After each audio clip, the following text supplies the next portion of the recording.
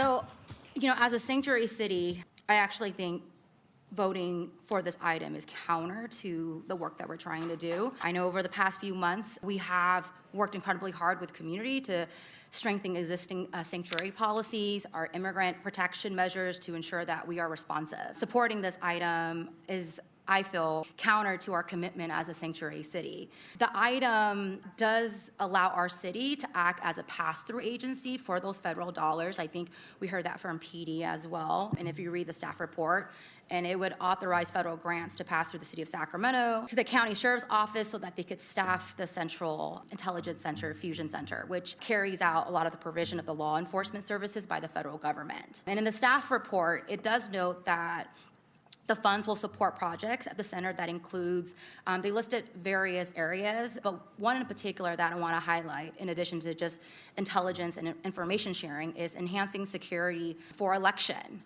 And at a time when our election actually faced multiple threats from this administration, I am concerned how data at the Fusion Center would be used under the guise of federal national security priorities. It could be used and leveraged in ways that align with the federal administration, align with their security agenda.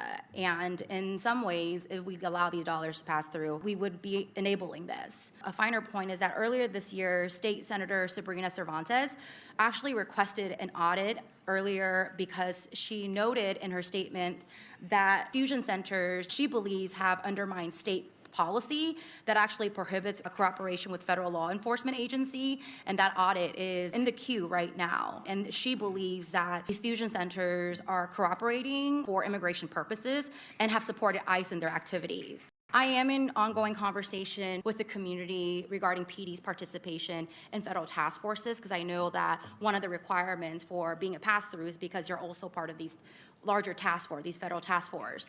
I just want to note that San Francisco, Oakland, LA, and even San Diego, which is a little bit more moderate, have removed themselves from these federal task force. But we haven't as a city. And I would actually like us to reevaluate our partnership and oversight structure for these federal task forces. I have mentioned it last month that Council Member Maple and I are having conversation about a council proposal that would evaluate these task forces. And so until we get that a closer look at that, I will be voting no on this item. And I also encourage my colleagues to do so as well. Thank you, Mark.